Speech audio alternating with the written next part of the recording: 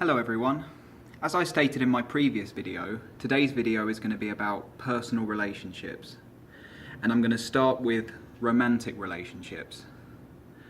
I am a heterosexual man. The man part may have been obvious. I hope it was obvious. But the heterosexual part may not have been. People have told me in the past that my sexuality is ambiguous. Whatever they mean by that, I don't know. If you want to think in that short-sighted way, then be my guest. I'm not responsible for the way you see the world, but I think one's personality and disposition isn't based on their sexual preference. So, like last time, I've made a few notes to prevent me from going off on a discursive tangent.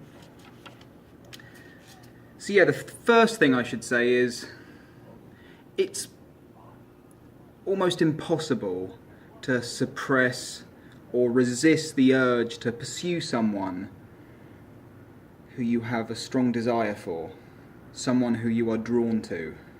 So I say go for it, because if you don't, you're probably going to regret it later in life. And when you have PDA, that desire consumes you. So regardless of whether they're the right person or not, will remain uncertain.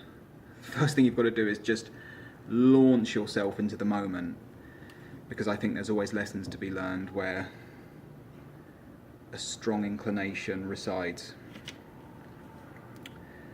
So yeah, just go for it, and communication is key.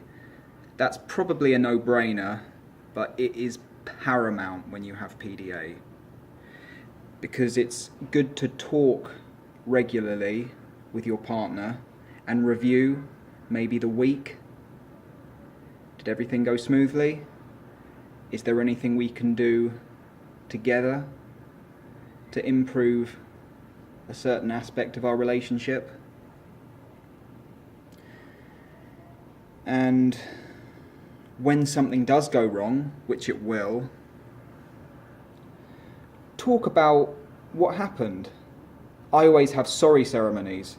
So I get triggered, and what happens to me is beyond my control. It's like an epileptic fit, so I'll have a meltdown, and best thing to do is just wait for it to subside. And then approach my partner with humility, cooperatively, and say, look, what went wrong there? And instead of just blaming her for what she's done, I try and shift my perspective. I try and see it as a co-creation, because it takes two to tango, doesn't it? I try and see it as her exposing or highlighting a part of me that's been shaded, and finally she's bringing it to the surface. So instead of saying, no, you're not allowed to do that, you're not allowed to trigger me, all of this extremely animated behaviour needs to be under the surface at all times. No.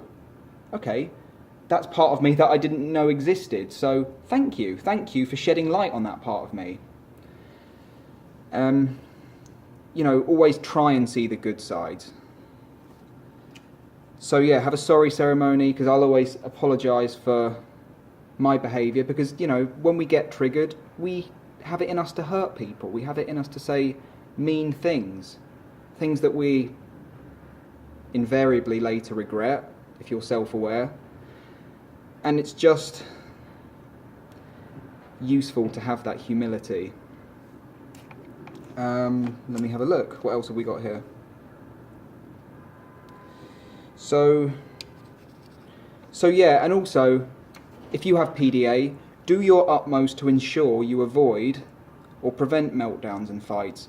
It's unfair to simply rely on your partner to do all the work, because none of us are perfect.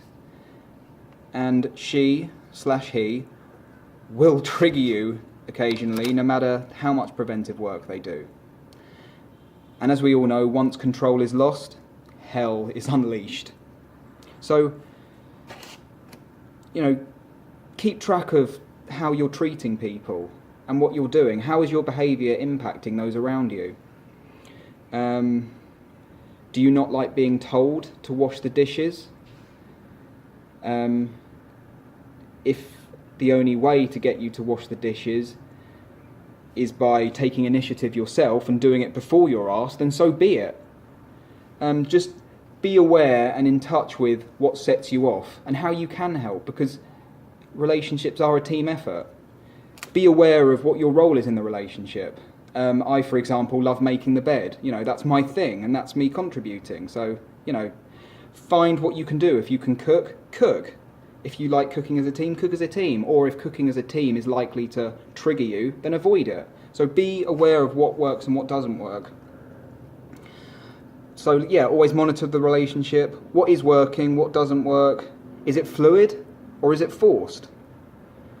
Because if it is forced, then it's not something you should ignore.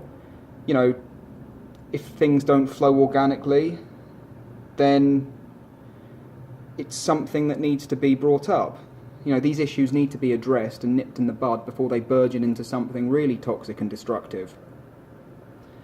And learn how to surrender to the way things are, because sometimes if things don't go my way, I can feel the anxiety brewing and bubbling, and I'll try and do something as if it's some kind of attempt to mould reality into what I want it to be. And that's the thing, the universe has its own plan. It's not down to me to take control, because it's ridiculous.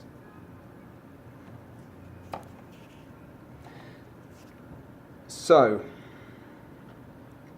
this probably comes under communication as well, but, and I've mentioned this before, just monitor and talk deeply with your partner, not just, how was work, how was school, whatever you do.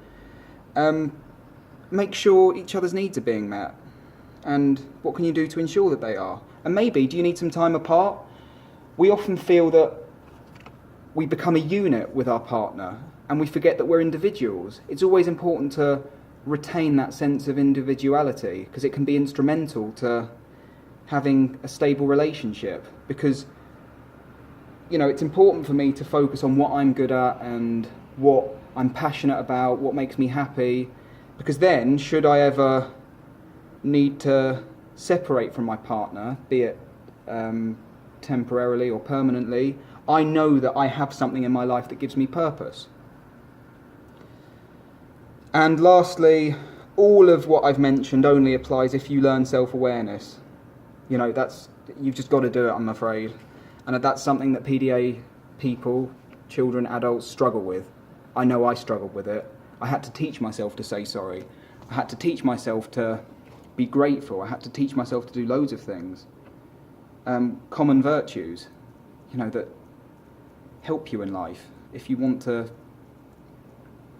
have nice, pleasant, rewarding friendships or relationships, romantic relationships. So I think that's everything I need to say when it comes to romantic relationships.